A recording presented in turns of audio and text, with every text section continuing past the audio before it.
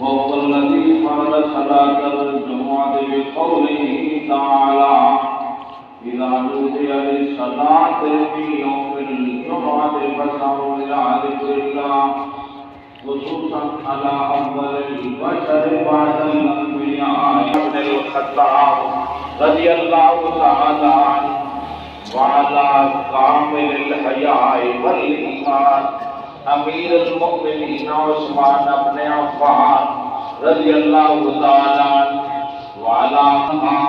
وعلى أمة الشريفين المطهرين من الأدناس سيدنا حمزة والعباس رضي الله تعالى عنهما وعلى الستة الباقيين بارك الله لنا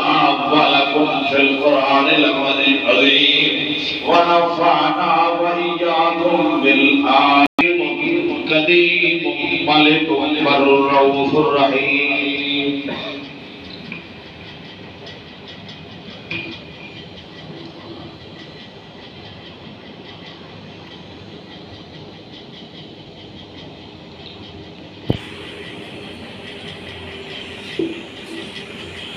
نحمده ونستعينه